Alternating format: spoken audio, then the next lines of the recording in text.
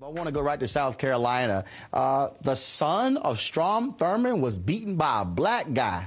Oh, my goodness. What in the world is going on there? Tim Scott, of course, wins the runoff there. Likely is going to win the general election. And so we're going to have our first African-American Republican in Congress since Congressman J.C. Watts. On the Republican side. Yeah, on the Republican side. Maybe Strom Thurmond's, his half African-American daughter that had something to do with this. Tim Scott is a phenomenal individual in South Carolina. Was she campaigning or something? Maybe she was. I don't know. Maybe it's in the blood. Okay. But the reason why, look, 34 Republicans, 34 black Republicans are running. 34 black Republicans are running across the country. How many won? Tim Scott is interesting because he was backed by the Tea Party, and he won 61 to 31% in a very Republican-heavy district. And it's interesting about Tim Scott. How many of those 34 won? And it's interesting about Tim Scott. Robert, you keep not want to answer that question. It's interesting. 2. Well, go ahead.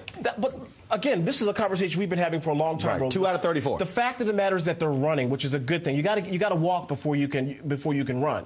But the point that I'm trying to make here, Roland, is that Tim Scott is not running as an African American. He's running as an American. He's been very clear about that. If you look at his position paper, he's been saying, well, I'm sorry. Well, I'm sorry. Excuse me. Hold on. Excuse me. No, I am tired of... Joe, calm down. Joe, go right. Robert, Joe, go ahead. Go ahead. I'm sorry. I don't have... You know what? I have never heard anybody tell Ted Kennedy, forget being Irish. I've never heard anybody say to a Jewish congressman or senator, don't think about being Jewish. You're an American. How come when it comes to us, and don't tell me to calm down, how come every time in history when it comes to an African American, we can't be who we are? Great point. I am proud of being an African American, just like Sinatra was proud of being an Italian, and just like these Irish congressmen are proud of being their heritage. It's a shame to sit up here and have this kind of debate in the year 2010. Well, Roland, if I could address that, I'm just regurgitating. I'm not going to address it, but you go right ahead. I'm not going to. He feels what he feels, and I respect that. I'm just telling you how Tim Scott's running and how he's winning. And but I got to ask you the question though. When you make this point, I see African Americans who run in largely African American districts. Wait a minute, who also run, and so what? You're missing the point. No, I'm not. No, actually, you're missing the point. Robert. I guarantee I'm not missing the point. I need to go to. I'm not missing the point. Robert. The point that I'm trying to make, Roland. The point that I'm simply trying to. This is how he has said that he's running. I'm not saying that's right or wrong.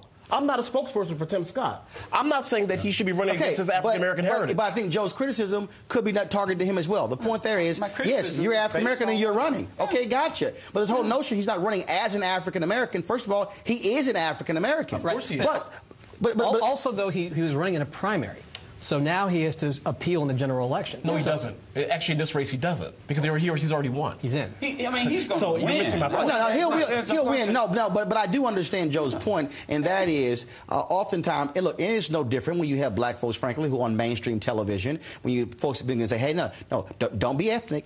Don't be black, when you have folks who are Irish, who are Jewish on the air, and they had no problem as well. And so I get the actual point there. What he simply did is he laid out an agenda that appealed to the people who were there. No different than what Sanford Bishop, who was a Democrat, does in Georgia in a largely conservative district. He's black, but he does. But it's not like he's still black.